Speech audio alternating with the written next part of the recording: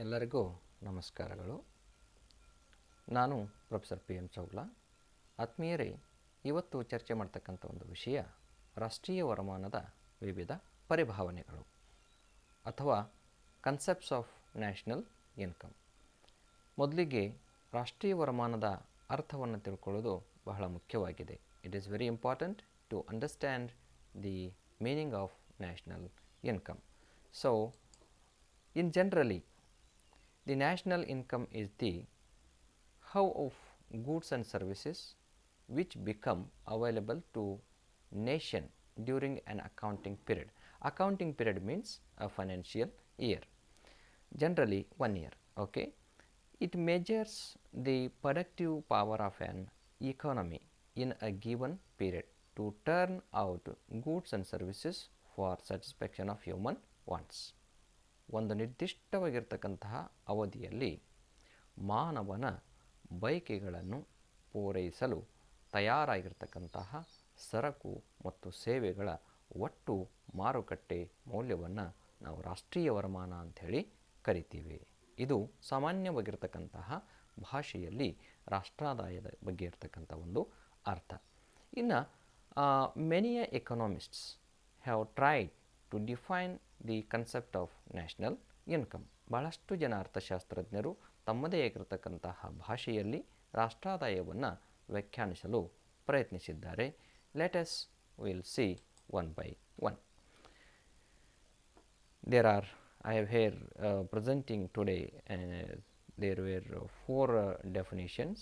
One is Professor Samuelson's definition, another one is the definition given by National Income Committee of India, another one is Professor Pegu, and according to Marshall.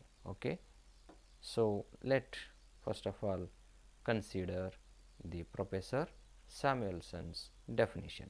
ಮೊದಲಿಗೆ ಸ್ಯಾಮ್ಯುಯಲ್ಸನ್ ಅವರ ವ್ಯಾಖ್ಯಾನವನ್ನು ನೋಡೋಣ. In his words about the importance of national income, statistics as follows. By means of statistics of national income, we can chart the moments of a country from depression to prosperity, its steady long-term rate of economic growth and development, and finally its material standard of living in comparison with other nations. ಕನ್ನಡದಲ್ಲಿ ರಾಷ್ಟ್ರೀಯ ಆದಾಯದ ಅಂಕಿಅಂಶಗಳ ಮೂಲಕ ನಾವು ಮುಗ್ಗಟ್ಟಿನಿಂದ ಸಮೃದ್ಧಿಗೆ ಒಂದು ದೇಶದ ಚಲನೆಯನ್ನು, ಅದರ ಸ್ಥಿರವಾದ ದೀರ್ಘಕಾಲೀನ ಆರ್ಥಿಕ ಬೆಳವಣಿಗೆ ಮತ್ತು ಅಭಿವೃದ್ಧಿಯ ದರವನ್ನು ಮತ್ತು ಅಂತಿಮವಾಗಿ ಇತರ ರಾಷ್ಟ್ರಗಳೊಂದಿಗೆ ಹೋಲಿಸಿದರೆ ಅದರ ವಸ್ತು ಜೀವನ ಅಂದರೆ ವಾಸ್ತವಿಕವಾಗಿರ್ತಕ್ಕಂಥ ಜೀವನ ಮತ್ತು ವಸ್ತು ಜೀವನ ಹೇಗೆ ಹೋಲಿಕೆ ಮಾಡಲು ಸಾಧ್ಯವಿದೆ ಎನ್ನುವಂಥದ್ದನ್ನು ಯಾವುದು ತಿಳಿಸುತ್ತದೆಯೋ ಅದಕ್ಕೆ ರಾಷ್ಟ್ರೀಯ ವರಮಾನ ಅಂಥೇಳಿ ಇವರು ಹೇಳ್ತಾರೆ. So it is easy to understand that the national income or the term national income, it enables us to compare by means of the statistical data a country whether it is upwards movement from the depression stage to prosperity stage considerably other countries. ಅಂದರೆ ಇನ್ನಿತರ ರಾಷ್ಟ್ರಗಳಿಗೆ ಹೋಲಿಕೆ ಮಾಡಿದರೆ ನಮ್ಮ ದೇಶದ ಆರ್ಥಿಕ ಅಭಿವೃದ್ಧಿಯು ಅದು ಮುಗ್ಗಟ್ಟಿನಿಂದ ಪ್ರಗತಿಯೆಡೆಗೆ ಸಾಗುತ್ತಿದೆಯೋ ಇಲ್ಲವೋ ಅನ್ನುವಂಥದ್ದನ್ನು ಯಾವುದು ತಿಳಿಸುತ್ತದೆಯೋ ಅದಕ್ಕೆ ನಾವು ರಾಷ್ಟ್ರೀಯ ವರಮಾನ ಅಂಥೇಳಿ ಕರಿತೀವಿ ಅನ್ನುವಂಥ ವಿಷಯವನ್ನು ಪ್ರೊಫೆಸರ್ ಸ್ಯಾಮ್ಯುಯಲ್ಸನ್ ಅವರು ಹೇಳ್ತಾರೆ. And then the second definitional concept which is given by the national income committee of India. ಎರಡನೆಯ ಒಂದು ವ್ಯಾಖ್ಯಾನ ಏನಪ್ಪ ಅಂತಂದರೆ ಭಾರತದ ರಾಷ್ಟ್ರಾದಾಯ ಸಮಿತಿ ಇಲ್ಲಿ ಒಂದು ವ್ಯಾಖ್ಯಾನವನ್ನು ಕೊಟ್ಟಿದೆ. Defines national income as flow. National income estimates measures the volume of commodities and services turned out during a given period, counted without duplication. It is very important that the National Income Committee of India ಅಂದರೆ ಭಾರತದ ರಾಷ್ಟ್ರಾದಾಯ ಸಮಿತಿ ಏನು ಹೇಳ್ತದೆ ಅಂತಂತಂದರೆ, ರಾಷ್ಟ್ರಾದಾಯ ಲೆಕ್ಕಾಚಾರದಲ್ಲಿ ಅಂದರೆ ಒಂದು ನಿರ್ದಿಷ್ಟವಾಗಿರತಕ್ಕಂಥ ಅವಧಿಯಲ್ಲಿ ಹೊರಹೊಮ್ಮಿದ ಸರಕು ಮತ್ತು ಸೇವೆಗಳ ಪ್ರಮಾಣವನ್ನು ಈ ರಾಷ್ಟ್ರಾದಾಯ ಏನಪ್ಪ ಅಂತಂದರೆ ಮಾಪನ ಮಾಡುತ್ತದೆ. ವಿಶೇಷವಾಗಿ ಏನಪ್ಪ ಅಂತಂದ್ರೆ ಅದನ್ನು ನಕಲು ಮಾಡದೆ ಲೆಕ್ಕ ಹಾಕಲಾಗುತ್ತದೆ ಅಂತಕ್ಕಂಥದ್ದು. ನಕಲು ಅನ್ನೋಕ್ಕಿಂತಲೂ ಇನ್ನೊಂದು ಅರ್ಥದಲ್ಲಿ ದ್ವಿಗಣನೆ ಇಲ್ಲದೆ ಲೆಕ್ಕಾಚಾರ ಮಾಡಿರ್ತಕ್ಕಂತಹ ಪರಿಭಾವನೆ ಯಾವುದು ರಾಷ್ಟ್ರೀಯ ವರಮಾನ ಆಗಿದೆ ಅನ್ನುವಂಥ ವಿಷಯವನ್ನು ಇಲ್ಲಿ ತಿಳ್ಕೊಳ್ತಕ್ಕಂಥದ್ದು. ಹೌದು ಆತ್ಮೀಯರೇ, ಈ ರಾಷ್ಟ್ರೀಯ ವರಮಾನ ಲೆಕ್ಕಾಚಾರದ ಸಂದರ್ಭದಲ್ಲಿ ದ್ವಿಗಣನೆಯನ್ನು ನಾವು ತಪ್ಪಿಸಬೇಕಾಗ್ತದೆ. ಇಲ್ಲ ಅಂತಂದರೆ ನಾವು ಈ ಅಂಕಿ ಸಂಖ್ಯೆಗಳನ್ನು ಕ್ರೋಢೀಕರಣ ಮಾಡ್ತಕ್ಕಂತಹ ಸಂದರ್ಭದಲ್ಲಿ ದ್ವಿಗಣನೆಯಿಂದಾಗಿ ಏನಪ್ಪ ಅಂತಂದ್ರೆ ಅನೇಕ ತೊಂದರೆಗಳನ್ನು ಎದುರಿಸಬೇಕಾಗ್ತದೆ. ರಾಷ್ಟ್ರೀಯ ವರಮಾನ ಕೆಲವೊಂದು ಸಂದರ್ಭದಲ್ಲಿ ವಾಸ್ತವಿಕವಾಗಿ ಅದು ಕಡಿಮೆ ಇದ್ರೂ ಕೂಡ ಹೆಚ್ಚಾಗ್ತಕ್ಕಂಥ ಸನ್ನಿವೇಶನೂ ಕೂಡ ಇಲ್ಲಿ ಕಂಡುಬರ್ತದೆ.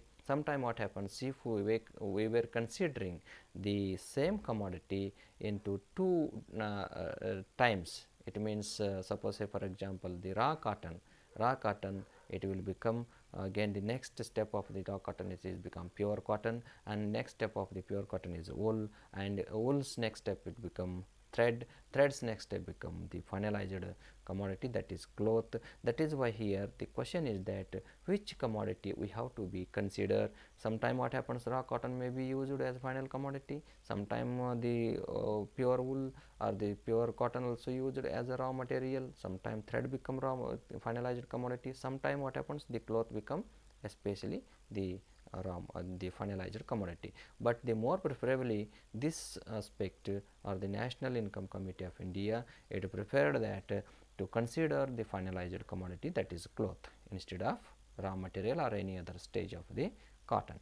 ಓಕೆ, ಇಲ್ಲೇನಪ್ಪ ಅಂತಂದ್ರೆ ಹತ್ತಿಯನ್ನು ನಾವು ಗಣನೆಗೆ ತೆಗೆದುಕೊಳ್ಳಾರದೆ ಹತ್ತಿಯಿಂದ ಸಿದ್ಧ ವಸ್ತು ಅಂದರೆ ಅಂತಿಮ ವಸ್ತು ಆಗ್ತಕ್ಕಂಥದ್ದು ಅನೇಕ ಪ್ರಕಾರವಾಗಿ ಅದರಲ್ಲಿ ಸ್ಟೇಜಸ್ ನಾವು ಕಾಣ್ತೀವಿ. ಆ ಸ್ಟೇಜ್ನಲ್ಲಿ ಕೆಲವೊಮ್ಮೆ ಏನಾಗ್ತದೆ ಅದು ಅಂತಿಮ ವಸ್ತುವಾಗಿಯೇ ಬಳಕೆ ಆಗಿಬಿಡುತ್ತೆ. ದಾರ ಆಗಿರ್ಬೋದು, ಹುಲ್ಲಾಗಿರ್ಬೋದು, ನೂಲಾಗಿರಬಹುದು, ಇವೆಲ್ಲ ಏನಪ್ಪ ಅಂತಂದ್ರೆ ಕೆಲವೊಮ್ಮೆ ಅವುಗಳ ಹಂತದಲ್ಲಿ ಅವು ಅಂತಿಮವಾಗಿ ಉಪಯೋಗ ಆಗ್ತದೆ. ಆದರೆ ನಾವು ಈ ಸಂದರ್ಭದಲ್ಲಿ ಏನು ಗಣನೆಗೆ ತೆಗೆದುಕೊಳ್ಬೇಕು ಅಂತಂದರೆ ಎಷ್ಟು ಹತ್ತಿಯಿಂದ ಎಷ್ಟು ಬಟ್ಟೆ ತಯಾರಾಗಿದೆ, ಸಿದ್ಧ ಬಟ್ಟೆ ತಯಾರಾಗಿದೆ, ಅದನ್ನು ಗಣನೆಗೆ ತೆಗೆದುಕೊಳ್ಬೇಕು ಅನ್ನುವಂಥ ವಿಷಯವನ್ನು ಯಾವುದು ಭಾರತದ ರಾಷ್ಟ್ರಾದಾಯ ಸಮಿತಿ ಹೇಳ್ತದೆ. ಹಾಗೆಯೇ ಇಲ್ಲೇನಪ್ಪ ಅಂತಂದರೆ the next aspect is that Professor Pigu also tried to define the concept of national income. In his words, national income as that part of the objective income of the community, including income derived from abroad, which can be measured in terms of money. Yes, the Professor Pigu, he elaborately considered both the domestic income and income generated from abroad. Yes, according to him, national income includes only those goods and services which are exchanged for money in the market. Yes. ಬಹಳ ಒಂದು ಏನಪ್ಪ ಅಂತಂದರೆ ಅರ್ಥಗರ್ಭಿತವಾಗಿ ಯಾರು ಪಿಗು ಅವರು ಏನಪ್ಪ ಅಂತಂದರೆ ಇಲ್ಲಿ ತಮ್ಮ ವಿಚಾರವನ್ನು ವ್ಯಕ್ತಪಡಿಸಿದ್ದಾರೆ. ಹೌದು, ಪಿಗು ಅವರು ಇಲ್ಲಿ ಗಣನೆ ತೆಗೆದುಕೊಂಡಿರ್ತಕ್ಕಂಥದ್ದು ಮೂರು ಸಂಗತಿಗಳಂತ ನಾವಿಲ್ಲಿ ಹೇಳ್ತಕ್ಕಂಥದ್ದು ರಾಷ್ಟ್ರೀಯ ವರಮಾನದಲ್ಲಿ.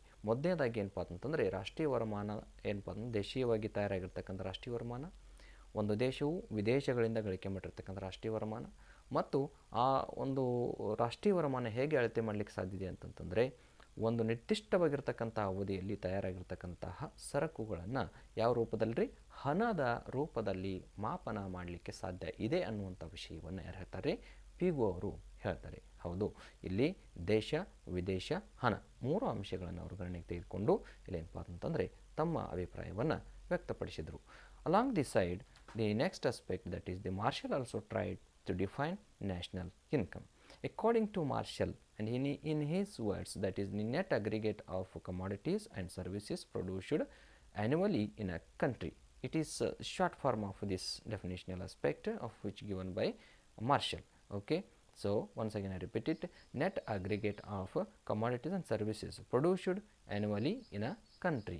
Okay, so again he maintains that the labor and capital of a country actively or acting upon its natural resources produce annually a certain net aggregate of commodities. These include both material as well as non-material goods, that is services of all kinds. Okay, and this he calls the national dividend even, and then the money value of these goods and services is known as the national income. Yes.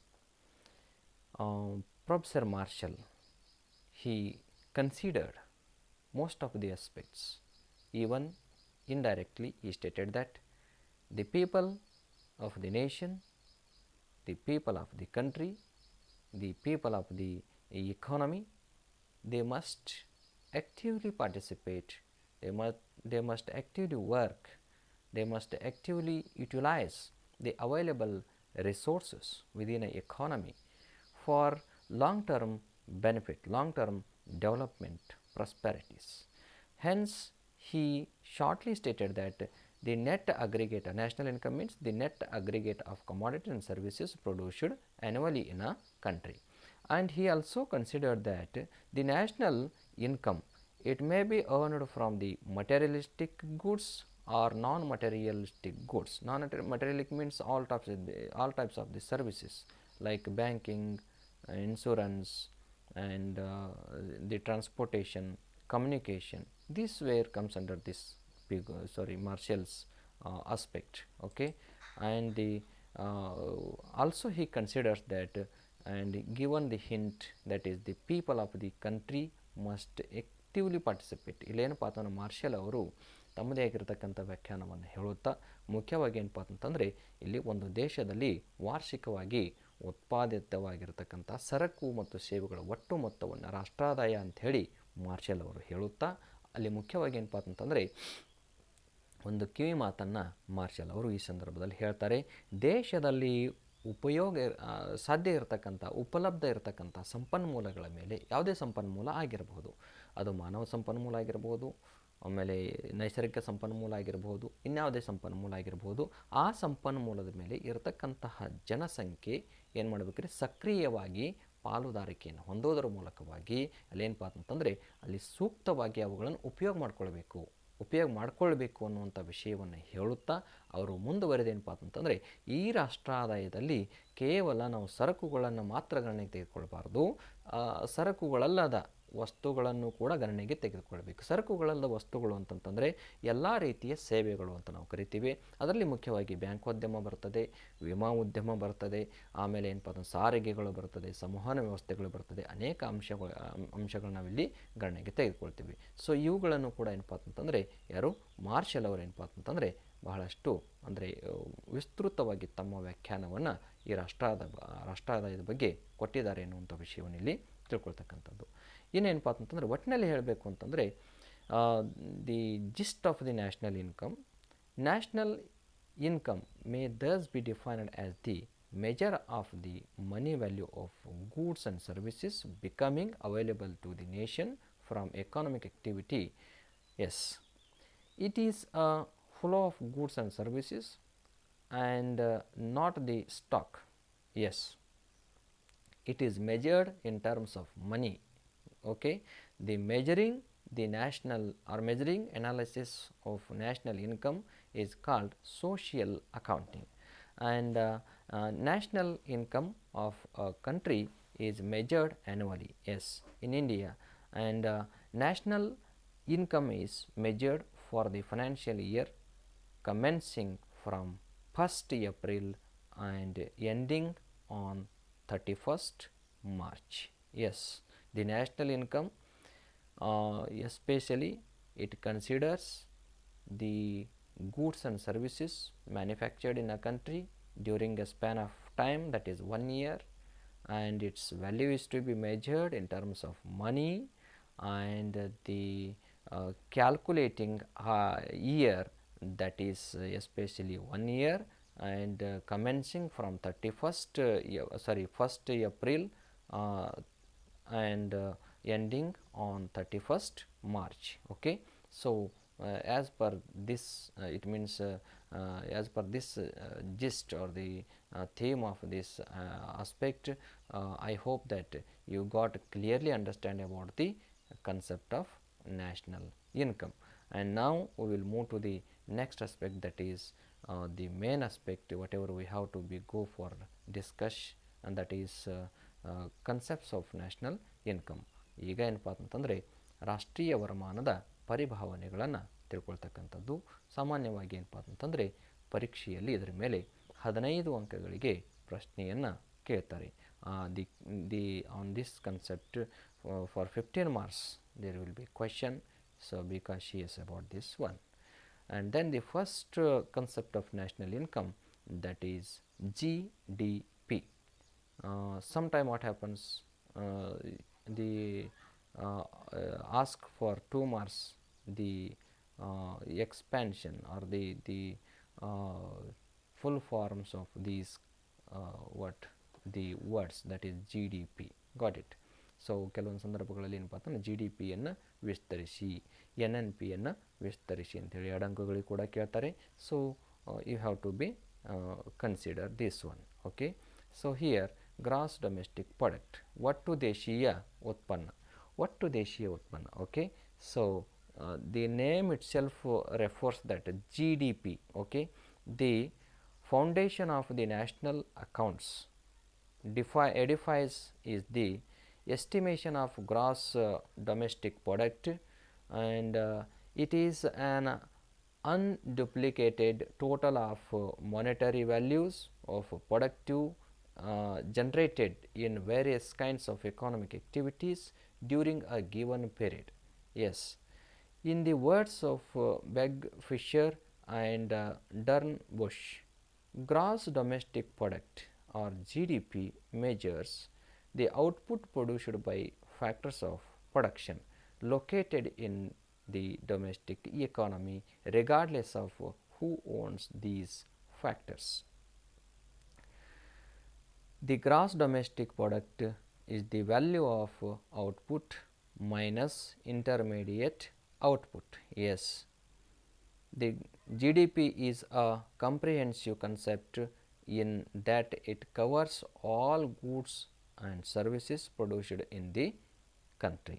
Yes, it is one of the most important concept of national income. Suppose it refers that here the goods and services which manufactured within a territory of that economy, within a country, and its measurement become that the gross domestic product is the value of output minus intermediate output. Yes, intermediate output. So it refers that the whatever the intermediaries are there, that is to be deducted from the GDP, and that become here it covers all the goods and services produced in the country. ಇಲ್ಲೇನಪ್ಪ ಅಂತಂತಂದರೆ ಒಂದು ನಿರ್ದಿಷ್ಟವಾಗಿರ್ತಕ್ಕಂಥ ಅವಧಿಯಲ್ಲಿ ದೇಶದ ಸರಹದ್ದಿನಲ್ಲಿ ಸೃಷ್ಟಿಯಾಗಿರ್ತಕ್ಕಂತಹ ಒಂದು ಏನಪ್ಪ ಅಂತಂದರೆ ಸರಕು ಮತ್ತು ಸೇವೆಗಳ ಮಾರುಕಟ್ಟೆ ಮೌಲ್ಯವನ್ನು ಗಣನೆಗೆ ತೆಗೆದುಕೊಳ್ತಕ್ಕಂಥದ್ದು. ಅದರಲ್ಲಿ ಮುಖ್ಯವಾಗಿ ಏನಪ್ಪ ಅಂತಂದರೆ ಇಲ್ಲಿ ಮಧ್ಯವರ್ತಿ ಸರಕುಗಳ ಒಂದು ಏನು ಉತ್ಪಾದನಾ ವೆಚ್ಚ ಅಂತ ಹೇಳಿ ಕರಿತೀವಿ, ಅದನ್ನು ತೆಗಿಲಿಕ್ಕೆ ಅಂದರೆ ತೆಗೆದು ಹಾಕ್ತಕ್ಕಂಥದ್ದು ಒಂದು ವಾಡಿಕೆ ಇರ್ತಕ್ಕಂಥದ್ದು. ಇಲ್ಲಿ ಇಷ್ಟೇ ತಿಳ್ಕೊಳ್ಬೇಕು, ಜಿ ಡಿ ಪಿ ಎನ್ನುವುದು ದೇಶದ ವರಮಾನವನ್ನು ಮಾತ್ರ ಗಣನೆಗೆ ತೆಗೆದುಕೊಳ್ತದೆ. It only considers the income generated within a economy. And the next aspect is that gross national product, ಒಟ್ಟು ರಾಷ್ಟ್ರೀಯ ಉತ್ಪನ್ನ. ಮೊದಲನೇದು ಒಟ್ಟು ದೇಶೀಯ ಉತ್ಪನ್ನ, ಈ ಎರಡನೇ ಕನ್ಸೆಪ್ಟ್ ಏನಪ್ಪ ಅಂತಂದ್ರೆ ಒಟ್ಟು ರಾಷ್ಟ್ರೀಯ ಉತ್ಪನ್ನ. The first one is G D P, next one is G N P. Okay, so G N P this refers that a more appropriate income concept is the gross national product or GNP, which is GDP plus net factor income abroad. To quote again Begg, Fisher and Dornbusch, GNP measures total income by domestic citizens regardless of the country in which their factor services are supplied. Yes, So, here it is very easy to understand and clarify about this or whatever the difference in between the GDP and GNP. The GDP, it is only pertaining to the income generated within a country, but the GNP, it considers income generated within a country as well income earned from the abroad. ಇಲ್ಲೇನಪ್ಪ ಅಂತಂತಂದರೆ ಇಲ್ಲಿ ಒಟ್ಟು ದೇಶೀಯ ಉತ್ಪನ್ನಕ್ಕೂ ಒಟ್ಟು ರಾಷ್ಟ್ರೀಯ ಉತ್ಪನ್ನಕ್ಕೂ ಏನು ವ್ಯತ್ಯಾಸಪ್ಪ ಅಂತಂತಂದರೆ ಈ ಒಟ್ಟು ದೇಶೀಯ ಉತ್ಪನ್ನ ದೇಶದ ವರಮಾನಕ್ಕೆ ಮಾತ್ರ ಸಂಬಂಧಪಟ್ಟಿರತಕ್ಕಂತಹ ವರಮಾನ ಆಗಿರ್ತದೆ. ಆದರೆ ಒಟ್ಟು ರಾಷ್ಟ್ರೀಯ ಉತ್ಪನ್ನ ಅನ್ನೋದೇನಿದೆಯೋ ಇದು ದೇಶೀಯ ಉತ್ಪನ್ನ, ಅದರ ಜೊತೆಗೆ ಏನಪ್ಪ ಅಂತಾರಾಷ್ಟ್ರೀಯವಾಗಿ ನಾವು ಗಳಿಕೆ ಮಾಡಿರ್ತಕ್ಕಂಥ ವರಮಾನವನ್ನು ಗಣನೆಗೆ ತೆಗೆದುಕೊಂಡು ಸಂರಚನೆಯಾಗಿರ್ತಕ್ಕಂತಹ ಪರಿಕಲ್ಪನೆ ಆಗಿರ್ತಕ್ಕಂಥದ್ದು. ಇಲ್ಲಿ ಈ ಪರಿಕಲ್ಪನೆಯನ್ನು ಮಾಪನ ಮಾಡಲಿಕ್ಕೆ ಒಂದು ಸಮೀಕರಣವನ್ನು ಕೊಡಲಾಗಿದೆ. ಆತ್ಮೀಯರೇ ನೋಡಿ, GNP equals to GDP plus net property income from abroad.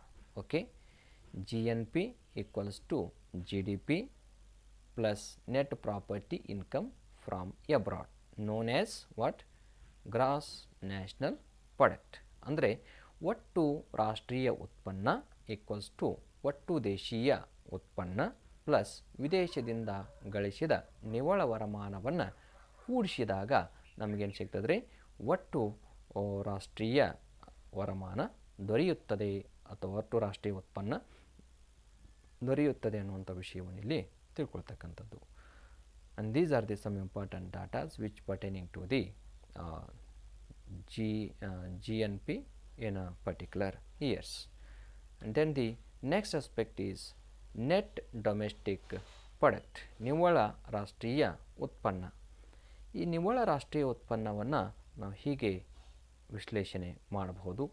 So in the process of production, a certain part of the capital become worn out and absolute. Yes, a certain part of the GDP is to be kept aside so that the worn out capital is replaced. This part of the GDP is not available either for current consumption or investment.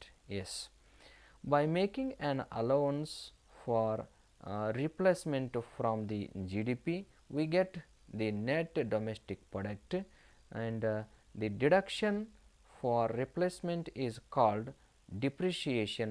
Another name for depreciation is provision for consumption of fixed capital. Yes, provision for consumption of fixed capital which is already invested into the production process.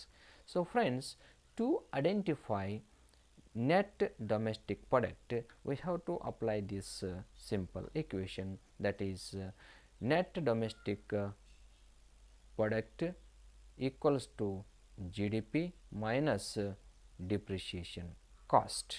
ಅಂದರೆ ನಿವ್ವಳ ದೇಶೀಯ ಉತ್ಪನ್ನ equals to ಒಟ್ಟು ದೇಶೀಯ ಉತ್ಪನ್ನ minus ಸವಕಳಿ ವೆಚ್ಚ ಅಂತ ನಾವು ಇಲ್ಲಿ ಗಣನೆಗೆ ತೆಗೆದುಕೊಳ್ತಕ್ಕಂಥದ್ದು. And also similarly NNP equals to GNP minus depreciation charge. To opt NNP, we have to consider what? Instead of GDP, we have to consider here GNP minus depreciation charges, and then we will get what? The NNP. ಆತ್ಮೀಯರೇ, ಇಲ್ಲೇನಪ್ಪ ಅಂತಂದರೆ ಅತ್ಯಂತ ಸರಳವಾಗಿರ್ತಕ್ಕಂಥ ಪರಿಭಾವನೆ ಯಾವುದಪ್ಪ ಅಂತಂದರೆ NDP. NDP ಅಥವಾ ನಿವ್ವಳ ರಾಷ್ಟ್ರೀಯ ಉತ್ಪನ್ನ ಅಂತ ಹೇಳಿ ಕರಿತೀವಿ. ಇದು ಏನು ಮಾಡ್ತದೆ ಅಂತಂದರೆ ನಮಗೆ ರಾಷ್ಟ್ರೀಯ ವರಮಾನಕ್ಕೆ ಸಂಬಂಧಪಟ್ಟಿರುವಂತಹ ಮಾಹಿತಿಯನ್ನು ಅತ್ಯಂತ ಕರಾರುವಕ್ಕಾಗಿ ಕೊಡುವಂಥ ಕಾರ್ಯವನ್ನು ಇದು ಮಾಡ್ತದೆ. ಬಿಕಾಸ್ ಯಾಕೆ ಅಂತಂತಂದರೆ ಈ ಒಂದು NNP ಆಗಿರ್ಬೋದು ಅಥವಾ DNP ಆಗಿರ್ಬೋದು, ಇದರಲ್ಲಿ ಸವಕಳಿ ವೆಚ್ಚ ಇರೋದಿಲ್ಲ. ಸವಕಳಿ ವೆಚ್ಚವನ್ನು ತೆಗಿಲಿಕ್ಕೆ ಆಗಿರ್ತದೆ. ಸವಕಳಿ ವೆಚ್ಚವನ್ನು ಕಳೆದಾದ ನಂತರ ಏನು ವರಮಾನ ಉಳಿತದನೋ ಅದನ್ನು ನಾವೇನಂತ ಕರಿತೀವಿ ರೀ NDP ಅಥವಾ NNP ಅಂಥೇಳಿ ಕರಿತೀವಿ. ಏನಿದು ಸವಕಳಿ ವೆಚ್ಚ? ಸವಕಳಿ ವೆಚ್ಚ ಅಂತಂದರೆ ಈ ಸ್ಥಿರ ಬಂಡವಾಳದಲ್ಲಿ ಉಂಟಾಗ್ತಕ್ಕಂತಹ ಕೆಲವೊಂದು ಸೋರಿಕೆಗಳು ಅಂತ ಹೇಳಿ ಕರಿತೀವಿ. ಆ ಸೋರಿಕೆಗಳನ್ನು ಅಂದರೆ ಸ್ಥಿರ ಬಂಡವಾಳವನ್ನು ನಾವು ನಿಶ್ಚಿತವಾಗಿಯೂ ದೀರ್ಘಾವಧಿಯಲ್ಲಿ ಯಥೇಚ್ಛವಾಗಿ ಉಪಯೋಗ ಮಾಡಿಕೊಳ್ಬೇಕು ಅಂತಂದರೆ, ಅದರ ಉತ್ಪಾದನೆಯ ಕಾರ್ಯಕ್ಷಮತೆಯನ್ನು ಹಾಗೆಯೇ ಮುಂದುವರಿಸ್ಕೊಂಡು ಹೋಗಬೇಕು ಅಂತಂತಂದರೆ ನಮಗೇನು ಬೇಕಾಗ್ತದೆ ಅಂತಂದರೆ ಅಲ್ಲಿ ಒಂದಿಷ್ಟು ಎಡಿಷನ್ಸ್ ಅನ್ನೋಕ್ಕಿಂತಲೂ ರಿಪೇರ್ ಚಾರ್ಜಸ್ ಅಂತ ಹೇಳಿ ಕರಿತೀವಿ.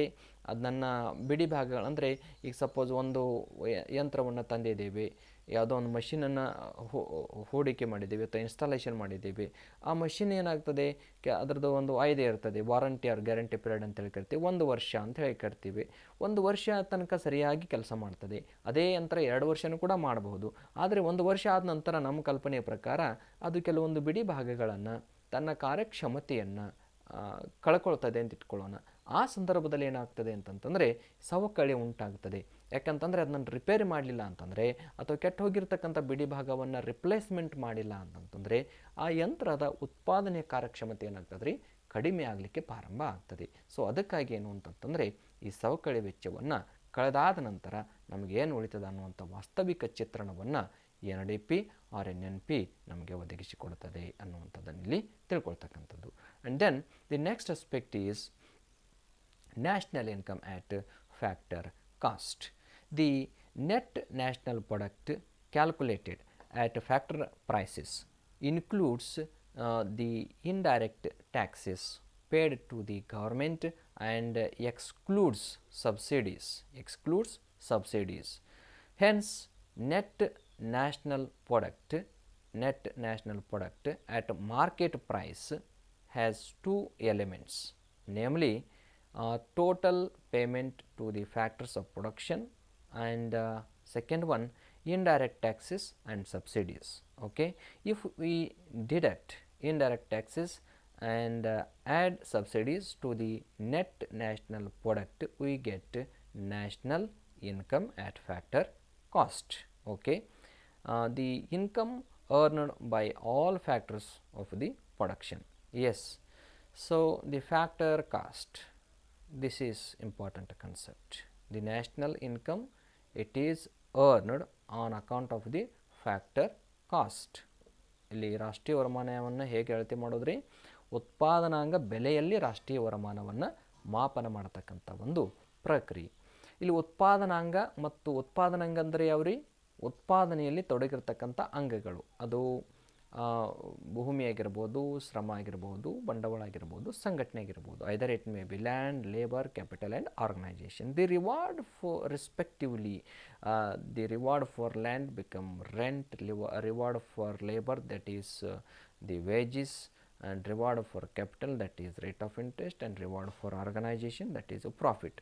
This whatever the rent, wages, rate of interest and profit called as what, the cost of factor, and factors are, these are the land, labor, capital and organization. Okay, on these charges whatever we are going to measure the national income called as national income at factor cost. And we have to be apply and consider this following equation for to identify NNP as NI at factor cost. ಇಲ್ಲಿ ಏನಪ್ಪ ಅಂತಂದರೆ NNP at factor cost, net national product at factor cost equals to NNP at market price minus indirect taxes plus subsidies. Okay, ಇಲ್ಲೇನಪ್ಪ ಅಂತಂದರೆ ನಿವ್ವಳ ರಾಷ್ಟ್ರೀಯ ವರಮಾನವನ್ನು ಉತ್ಪಾದನಾಂಗ ಬೆಲೆಗಳಲ್ಲಿ ನಾವು ಗಣನೆಗೆ ತೆಗೆದುಕೊಳ್ಬೇಕು ಅಂತಂತಂದರೆ ಇಲ್ಲೇನಪ್ಪ ಅಂತಂದರೆ ಇಲ್ಲಿ ಮುಖ್ಯವಾಗಿ NNP ಏನಪ್ಪ ಅಂತಂದರೆ ಯಾವುದು ಮಾರುಕಟ್ಟೆ ಬೆಲೆಗಳಲ್ಲಿ ಮಾಪನ ಮಾಡ್ತಕ್ಕಂಥದ್ದು. ಅದರಲ್ಲಿ ಪರೋಕ್ಷ ತೆರಿಗೆಗಳನ್ನು ತೆಗೆದು ಸಹಾಯಧನಗಳನ್ನು ಕೂಡಿಸಿದಾಗ ನಮಗೇನಪ್ಪ ಅಂದ್ರೆ ಉತ್ಪಾದನಾಂಗ ಬೆಲೆಗಳಲ್ಲಿ ರಾಷ್ಟ್ರೀಯ ಉತ್ಪನ್ನ ಎಷ್ಟು ಅನ್ನೋದು ಗೊತ್ತಾಗ್ತದೆ ಅನ್ನುವಂಥ ವಿಷಯವನ್ನು ಇಲ್ಲಿ ತಿಳ್ಕೊಳ್ತಕ್ಕಂಥದ್ದು. And also it is NNP at factor cost called as national income. Okay, ಅಂದರೆ ಈ NNPಯನ್ನು ಅಥವಾ ನಿವ್ವಳ ರಾಷ್ಟ್ರೀಯ ಉತ್ಪನ್ನವನ್ನು ನಾವೇನಂತ ಕರಿತೀವಿ ಅಂತಂದರೆ ಉತ್ಪಾದನಾಂಗ ಬೆಲೆಗಳಲ್ಲಿ ಮಾಪನ ಮಾಡಿದ್ದೇ ಆದರೆ ಅದನ್ನು ರಾಷ್ಟ್ರೀಯ ವರಮಾನ ಅಂತೂ ನಾವು ಕರಿತೀವಿ. And then the fifth one is personal income, ವೈಯಕ್ತಿಕ ವರಮಾನ ಅಂಥೇಳಿ ಕರಿತೀವಿ. There is divergence between net national product at factor cost and the income received. It means the personal income as some part of the income which is earned social security contributions, corporate income tax and undistributed corporate profits is not actually received by the household, and conversely some income which is received transfer payments is not currently earned. Yes, some of the examples of transfer payments are old age pension, unemployment benefits, etc. We can measure personal income in the following way. ಇಲ್ಲೇನಪ್ಪ ಅಂತಂದರೆ ರಾಷ್ಟ್ರೀಯ ಒಂದು ವರಮಾನ ಏನಿರ್ತದೋ ಅಥವಾ ನಿವ್ವಳ ರಾಷ್ಟ್ರೀಯ ವರಮಾನ ಏನಿರ್ತದೋ ಅದೆಲ್ಲ ನಮಗೇನಾಗೋದಿಲ್ಲ ಅಂತಂದರೆ ಒಂದು ಸೊಸೈಟಿ ಅಥವಾ ಒಂದು ಸಮಾಜಕ್ಕೆ ಅನುಭವಕ್ಕಾಗಿ ದೊರೆಯೋದಿಲ್ಲ. ಅದರಲ್ಲಿ ಮತ್ತೆ ಕೆಲವೊಂದು ಅಂಶಗಳನ್ನು ನಾವು ತೆಗಿಬೇಕಾಗುತ್ತದೆ. ತೆಗೆದಾದ ನಂತರ ಏನು ಉಳಿತದನೋ ಅದು ಏನಪ್ಪ ಅಂತಂದರೆ ವೈಯಕ್ತಿಕ ವರಮಾನ ಅಂತ ನಾವು ಕರಿತೀವಿ.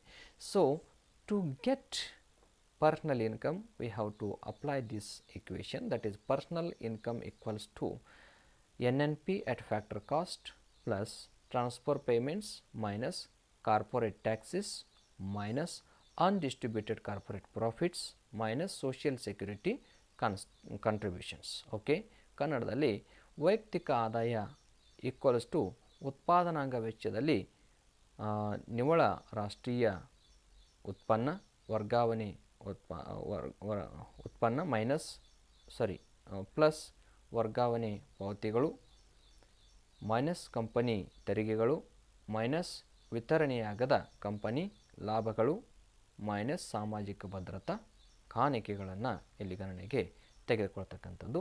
ಆ ಮೂಲಕವಾಗಿ ಏನಪ್ಪ ಅಂತಂದರೆ ನಾವು ವೈಯಕ್ತಿಕ ವರಮಾನವನ್ನು ಮಾಪನ ಮಾಡಲಿಕ್ಕೆ ಸಾಧ್ಯ ಇದೆ ಅನ್ನುವಂಥದ್ದನ್ನು ಇಲ್ಲಿ ತಿಳ್ಕೊಳ್ತಕ್ಕಂಥದ್ದು. And the sixth aspect is disposable income or ವಿನಿಯೋಗಿಸಬಹುದಾದ ವರಮಾನ ಅಂತ ಹೇಳಿ ಕರಿತೀವಿ. The entire personal income is not available for consumption to the individuals. Yes, because part of it is paid to the government by way of personal direct taxes. The actual amount that is available to the individuals for use after the payment of personal direct taxes is known as disposable income. Yes, in other words, disposable personal income is the actual income which can be used by individuals. ಹೌದು, ಈ ವಿನಿಯೋಗಿಸಬಹುದಾದ ವರಮಾನ ಹೆಸರೇ ಸೂಚಿಸುವಂತೆ ಇಲ್ಲೇನಪ್ಪ ಅಂತಂದರೆ ಸಾಮಾನ್ಯವಾಗಿ ಏನಪ್ಪ ಅಂತಂದರೆ ಗಳಿಕೆ ಮಾಡಿರ್ತಕ್ಕಂಥ ಎಲ್ಲ ವರಮಾನ ನಮಗೇನಾಗೋದಿಲ್ಲ ರೀ, ಅನುಭವಕ್ಕಾಗಿ ದೊರೆಯೋದಿಲ್ಲ. ನಾವು ಸರ್ಕಾರಕ್ಕೆ ಕಟ್ಟಬೇಕಾಗಿರ್ತಕ್ಕಂತಹ ಈ ಒಂದು ಪರೋಕ್ಷ ತೆರಿಗೆಗಳನ್ನು ಕಟ್ಟಬೇಕಾಗಿ ನೇರವಾಗಿರ್ತಕ್ಕಂಥ ನೇರವಾಗಿರ್ತಕ್ಕಂಥ ತೆರಿಗೆಗಳನ್ನು ಪರೋಕ್ಷವಾಗಿರ್ತಕ್ಕಂಥ ತೆರಿಗೆಗಳಂತೂ ಕಟ್ಟೇವೆ ಎಲ್ಲರೂ. ಆದರೆ ವರಮಾನದ ಮಿತಿಯ ಆಧಾರದ ಮೇಲೆ ನೇರವಾಗಿರ್ತಕ್ಕಂಥ ತೆರಿಗೆಗಳನ್ನು ಕಟ್ಟಬೇಕಾಗ್ತದೆ. ಆ ನೇರವಾಗಿರ್ತಕ್ಕಂಥ ತೆರಿಗೆಗಳನ್ನು ಭರಿಸಿಯಾದ ನಂತರ ಏನೋ ಒಂದು ವರಮಾನ ಉಳಿತದನೋ ಅದೇನಪ್ಪ ಅಂತಂದರೆ ಯಾವುದ್ರಿ ವಿನಿಯೋಗಿಸಬಹುದಾದ ವರಮಾನವಾಗಿ ಪರಿಣಮಿಸ್ತದೆ ಅನ್ನುವಂಥ ವಿಷಯವನ್ನು ಇಲ್ಲಿ ತಿಳ್ಕೊಳ್ತಕ್ಕಂಥದ್ದು. And then since individuals use their disposable income partly for consumption and partly for savings. Yes, ಇಲ್ಲೇನಪ್ಪ ಅಂತಂದರೆ ಈ ಗಳಿಕೆ ಮಾಡಿರ್ತಕ್ಕಂತಹ ಎಲ್ಲ ವರಮಾನ ಏನಾಗೋದಿಲ್ಲಪ್ಪ ಅಂತಂತಂದರೆ ಇಲ್ಲಿ ಅನುಭೋಗನೂ ಆಗೋದಿಲ್ಲ, ಆಮೇಲೆ ಪೂರ್ತಿಯಾಗಿ ಉಳಿತಾಯನೂ ಮಾಡಲಿಕ್ಕೆ ಸಾಧ್ಯ ಆಗೋದಿಲ್ಲ. ಜನ ಏನು ಮಾಡ್ತಾರೆ ಅಂತಂದರೆ ತಾವು ಗಳಿಕೆ ಮಾಡಿರ್ತಕ್ಕಂಥ ವರಮಾನವನ್ನು ಎರಡು ಭಾಗಗಳಾಗಿ ವರ್ಗೀಕರಣ ಮಾಡ್ತಾರೆ. ಅದು ಎರಡು ಭಾಗ ಯಾವುದು ಅಂತಂದರೆ ಒಂದು ಯಾವುದೋ ಅನುಭವಕ್ಕಾಗಿ, ಇನ್ನೊಂದು ಉಳಿತಾಯಕ್ಕಾಗಿ ವಿನಿಯೋಗವನ್ನು ಮಾಡ್ತಾರೆ. ಸೊ ಅದೇನಪ್ಪ ಅಂತಂದರೆ ಅದು ಎಷ್ಟು ಅಂದರೆ ಅವ್ರಿಗೆ ಬಿಟ್ಟು ಕೊಟ್ಟಿರ್ತಕ್ಕಂಥ ವಿಷಯ. ಯಾಕಂತಂದರೆ ಅವ್ರದ್ದು ಯಾವುದು ಇನ್ಕಮ್ ಏನಿದೆಯೋ, ವರಮಾನ ಏನಿದೆಯೋ, ವರಮಾನದ ಆಧಾರದ ಮೇಲೆ ಏನಪ್ಪ ಅಂತಂದರೆ ಅವರು ಅನುಭೋಗ ಮತ್ತು ಉಳಿತಾಯಗಳನ್ನು ನಿರ್ಧಾರ ಮಾಡ್ಕೊಳ್ತಾರೆ. ಅದರ ಆಧಾರದ ಮೇಲೆ ವಿನಿಯೋಗ ಆಗ್ತಕ್ಕಂಥದ್ದನ್ನು ನಾವು ಇಲ್ಲಿ ಕಂಡುಕೊಳ್ತೀವಿ. ಇನ್ನು ಈ ಒಂದು ಕೊನೆಯ ಪರಿಭಾವನೆ ಅಥವಾ ಪರಿಕಲ್ಪನೆ ಯಾವುದಪ್ಪ ಅಂತಂದರೆ ಪರ್ ಕ್ಯಾಪಿಟಾ ಇನ್ಕಮ್, ತಲಾದಾಯ ಅಂತ ಹೇಳಿ ಕರಿತೀವಿ. It is the per head income of the people of the country and it is found by dividing the national income of the country by its population. And similarly, this is equation to identify what per capita income, that is per capita income equals to national income divided by total population of the country. ಅಂದರೆ ತಲಾದಾಯ equals to ಒಟ್ಟು ರಾಷ್ಟ್ರೀಯ ಆದಾಯ divided by ಒಟ್ಟು ಜನಸಂಖ್ಯೆ ಅಂತ ಹೇಳಿ ಕರಿತೀವಿ. And it refers that here the per capita income of the country, it is one of the measuring rod of the economic growth of the people, and identifies their economic standard of living, socio and cultural forwardness, and it provides the platform to people to lead high quality of life. It means if the per capita income of the people high, at that moment their standard of living also high. If the per capita income become low, their standard of living become low. Sometimes lead luxurious life without per capita income, but they become what happens suffers in future days as a debt. ಅಲ್ಲಿ ಏನಾಗ್ತದೆ, ಕೆಲವೊಂದು ಜನ ತಲಾದಾಯ ಇಲ್ಲದನ್ನು ಕೂಡ ಐಷಾರಾಮಿ ಜೀವನವನ್ನು ನಿರ್ವಹಣೆ ಮಾಡ್ತಿರ್ತಾರೆ. ಆದರೆ ಅದು ಭವಿಷ್ಯದಲ್ಲಿ ಅವ್ರಿಗೆ ಏನಾಗ್ತದೆ ರೀ, ಸಾಲಗಾರರಾಗಿ ಪರಿಣಮಿಸ್ತಾರೆ ಅನ್ನುವಂಥ ವಿಷಯವನ್ನು ನಾವಿಲ್ಲಿ ತಿಳ್ಕೊಳ್ತಕ್ಕಂಥದ್ದು. ಇಲ್ಲಿ ಸಾಮಾನ್ಯವಾಗಿ ಏನಪ್ಪ ಅಂತಂದರೆ, ಇಲ್ಲಿ ತಲಾದಾಯ ಅನ್ನುವಂಥ ಪರಿಕಲ್ಪನೆ ಸಾಮಾನ್ಯವಾಗಿ ಒಂದು ರಾಷ್ಟ್ರಗಳ ಜನತೆಯು ಯಾವ ಹಂತದಲ್ಲಿ ತಮ್ಮ ಜೀವನವನ್ನು ನಿರ್ವಹಿಸುತ್ತಿದ್ದಾರೆ ಅನ್ನುವಂಥದ್ದನ್ನು ಅಭಿವ್ಯಕ್ತಗೊಳಿಸುತ್ತದೆ ಅನ್ನುವಂಥ ವಿಷಯವನ್ನು ಇಲ್ಲಿ ತಿಳ್ಕೊಳ್ತಕ್ಕಂಥದ್ದು. So friends, this is pertaining to what the discussion considers to the or comes under the concepts of national income for 15 marks. So friends, let us stop our discussion on this stage, and if you have yet not got subscription to my YouTube channel, please subscribe to get updated videos and share among your friend circle and like. And if you have any questions, doubts, you can ask free and frank. I am very much eager to answer your questions. Okay, thank you one and all.